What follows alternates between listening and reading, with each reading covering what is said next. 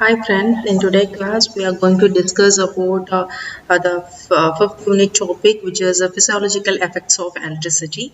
So in this topic we will see what will happen when we exposed to electricity, like when we make contact with the electricity, what kind of the possible physiological events which will take place in our body, right?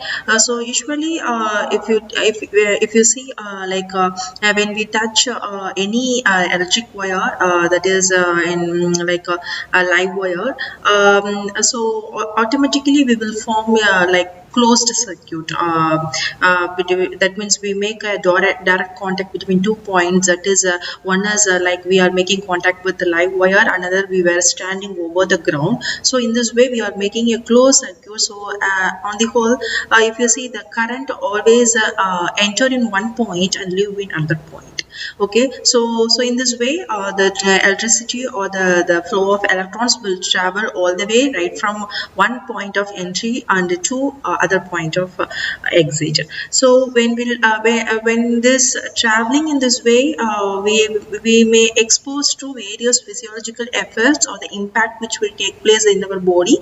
So in this PPG we will discuss what are those physiological effects will be when we were exposed during or when we are making contact with electricity. So here I have listed few of those. One is muscle cramps, second one is respiratory arrest, and third one is ventricular fibrillation, burns, and electrolysis. Let's see in detail. As I told you before, the current usually enter at one point of the body and leave at some other point. So when we make direct contact with any live wire, at the same time we were standing on the ground.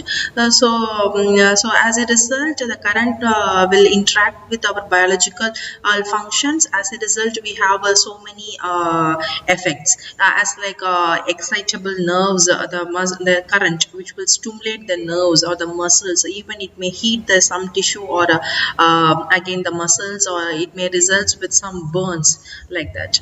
Okay, so let's see what are the range of the current intensity with the respective effects. Okay, if you see 1 milliampere, that is a current intensity. If we when we are exposed to 1 milliampere, as a result we will have the effect of that is the minimum threshold of perception. That means that is the minimum level we can feel that sensation. So that is the meaning here. So when we have a 1 milliampere current stimulation, in the sense, yes, we will have the feel, but other than that we don't have any other side effects. So at the same time, when we are exposed to 5 milliamperes, so it is been considered as a accepted maximum harmless current intensity. It means that it is a maximum range our body can accept this current. Over above this age, our body will end up with some side effects and so on.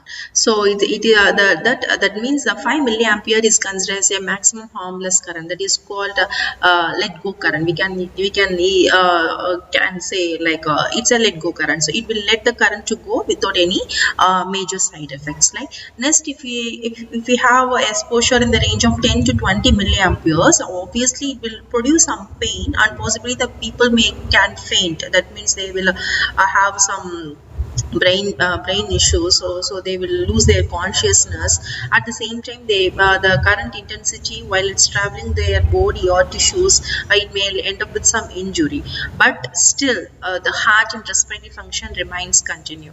It remains continue their work, their job. Okay, so that is in the range of 10 to 20 milliampere. Next, if you see 100 to 300 milliampere, so in this range we can have the feel of ventricular fibrillation. That is the main reason for heart stopping. That is, the heart will start to pump in irregular manner. That is unsynchronized contraction and relaxation activities are taking place in the heart. That is the meaning of ventricular fibrillation. So it means that heart is beating irregularly. So as a result, the heart may fail to pump the adequate amount of blood supply. Again, it will be turn out to other organs to function function abnormally. So this is the one of the major reason for a person to have organ failures also, because of the heart abnormality. So this will happen when we have the exposure in the range of 100 to 300 milliampere. But again, it will not have a major impact on respiratory side. So even we have impact on heart side, we don't have the major impact on respiratory sides. So again, if you take 6 ampere, that is very high intensity of current when we apply to our body, that is 6 amperes. This current, what will do in the sense, it will recorrect it means it will recorrect the abnormal fibrillation. That is, in previous case we discussed what is ventricular fibrillation, right? So in this case, 6 ampere, when we applied this high amount of current, this current will have the impact of recorrecting the abnormal rhythm. It means that even we have a myocardial contraction followed by we have a normal heart rhythm. So it is again a sign of recorrecting our abnormal rhythm when we are having a applying of 6 ampere current intensity. So this is the application where we are using defibrillator. So as I think all might know what is meant by defibrillator. It is a device to recorrect or regain the normal heart rhythm when the person have cardiac arrest, when the person face any cardiac arrest. Okay, so that in that case, in that case of device, we use a high frequency current. So by applying that current, we will defibrillating. That means removing the fibrillation. We are correcting the heart rhythm. So same here they have discussed, that is like 6 amperes. They've been correcting the abnormality. So it's again reaching the normal rhythm. But again, here the respiratory paralysis will occur in temporarily.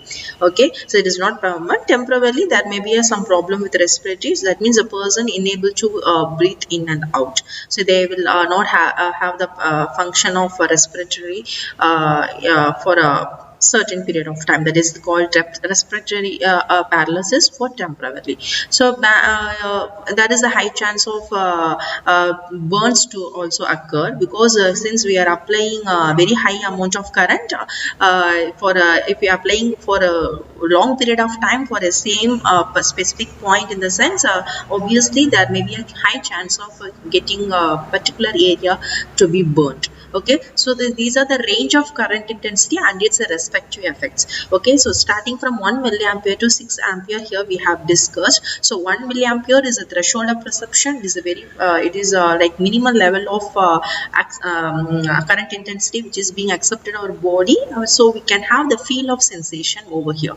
Next, when we are going to a little bit increased intensity, that is 5 milliamperes. So here that is a maximum threshold point of our body which can accept this amount of current with minimal side effects.